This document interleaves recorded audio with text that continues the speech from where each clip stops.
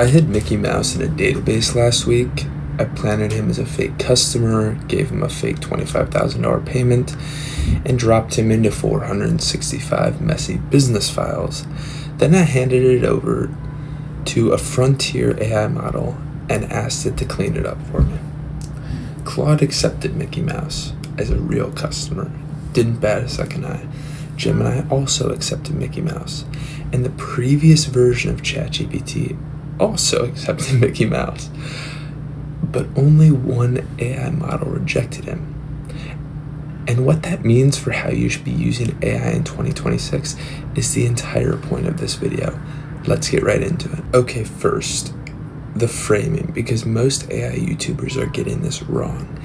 Every model release for the last 6 months has been about inference, time compute, more thinking, more tool calls, more search, and that's useful, but it's not the same thing as the underlying pre-training, getting better, I guess, and smarter. GPT 5.5 feels different.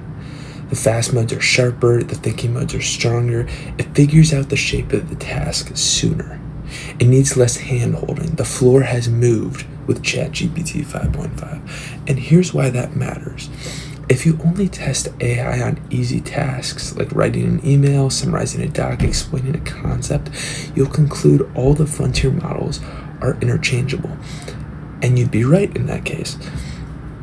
But about the wrong category of work, you'd be correct. The best models only matter when the work is real and it's ugly, when the brief is underspecified, when the files are all over the place, when the model has to decide what matters and use its tools at its disposal and produce real artifacts, and to keep going for a long enough time that it actually finishes without human intervention. And that's where 5.5 feels different from ChatGPT. So I designed 3 tests to prove it. 3 tests, all designed to fail in different ways, all on the private benchmark so that models can't be trained against them.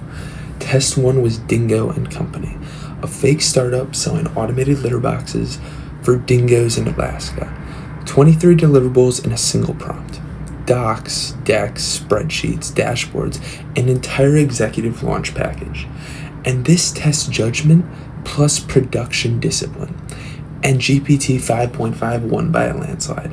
It scored an 87.3, Opus 4.7 came in at a 67, Gemini 3.1 came in at a 49, and some of them weren't even delivering real artifacts.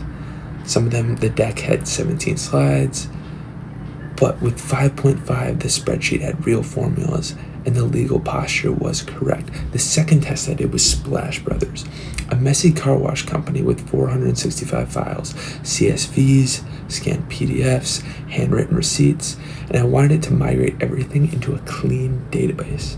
This is where Mickey Mouse lives. And then test 3. I wanted it to build an interactive 3D visualization of NASA's lunar recent mission. It had to research the mission, animate the launch, build the controls, make it educational. 3 completely different jobs for these AIs and 3 different failure modes. Let me show you what happened. Now, Splash Brothers was the test that I was really intrigued to see what would happen. I planted tons of fake data in it, fake customers like Mickey Mouse, hence the title of this video, fake customers like Test Customer, ASDF, and even a fake $25,000 payment, plus duplicate customer pairs, typo names, the exact kind of garbage data that you would find in a real business. Every previous frontier model I tested, Opus 4.7, Sonnet 4.7, GPT 5.4, Gemini, every single one accepted Mickey Mouse as a real customer. They normalized this fake $25,000 payment into the revenue total, and they created countless records per test customer. And that's not a small mistake at this level. That's the difference between a migration you can ship and a migration you should probably turn off or throw away. But GPT 5.5 was the first model to catch all of it. It rejected Mickey Mouse, rejected the test customer, rejected ASDF, it rejected the fake payment. It caught all 7 duplicate customer pairs that I planted. And it caught all 13 that were named typo orders. And that's the AI floor moving. That's the moment where the model starts doing the thing a human would do. Pattern matching on this looks fake, instead of just processing whatever's in front of it. This is a huge step forward for these AI models, but, and this is important, 5.5 still missed the boring back-end hygiene. It overproduced services, left payment status with 29 unnormalized values, and created one customer that should have honestly gone to human review. But for the benchmark, this is so much further ahead than we were even a week ago. So here's the rule. For 5.5, this is the first model that I'd trust with a serious first pass on real data. It is not the model I'd trust to declare the database final. That distinction is everything right now. Now, I'm not here for model loyalty. So let's talk about where Claude still beat ChatGPT 5.5. The visualization test for the launching, both models got the mission shape right. Neither one collapsed it into Apollo or another mission, but the visual presentation was different. 5.5 leaned into information density, clickable buttons, dense labels, multiple ways to surface facts, educational, but visually it looked cartoonish and the scale felt off. Opus 4.7, on the other hand, made the opposite trait. The visuals were beautiful, better lighting. It looked like something NASA would actually publish. But the information was less discoverable, and that's, I think, the main trade-off here. Claude still wins on blank canvas visual taste, and personally, I think that's a real edge. But here's the main unlock I want you to take away, and this is the part most people miss.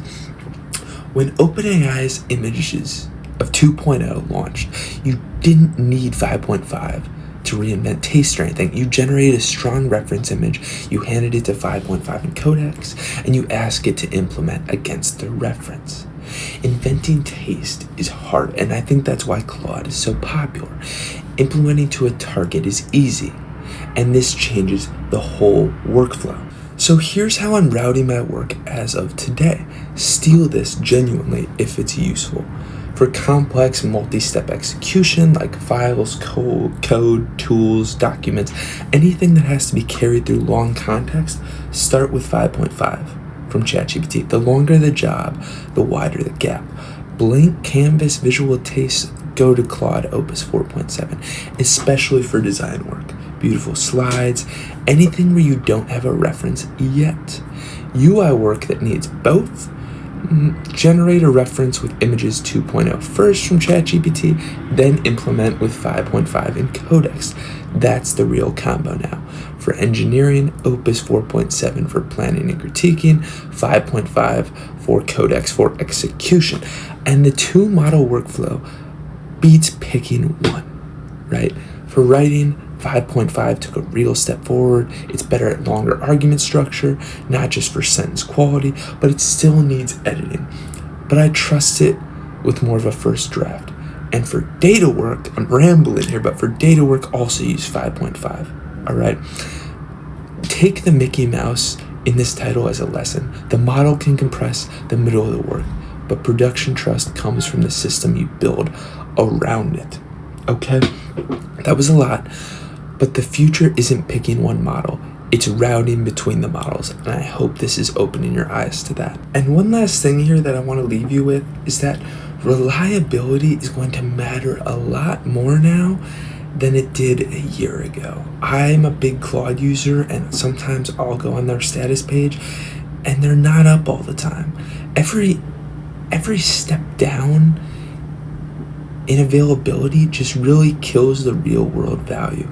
And that's not the best look. Anthropic just signed deals for over 10 gigawatts of compute in the last month. They're really catching up on availability to OpenAI. But for today, if you're using AI for serious work, reliability is a part of the product, and I think 5.5 has a slight edge there. So 5.5 is the strongest model in the world right now. Not at every task, not by every measure, but on the tasks where it matters most. The floor is moved. If this was useful, please hit subscribe. I'm covering frontier model releases and routing frameworks every week. Just to make sure you don't miss anything, I'm leaving all my own thoughts, and drop a comment with the tests you'd run if you had a private benchmark. I'm always looking for new ones. I'll see you in the next one. Subscribe, Road to 1K. Deuces.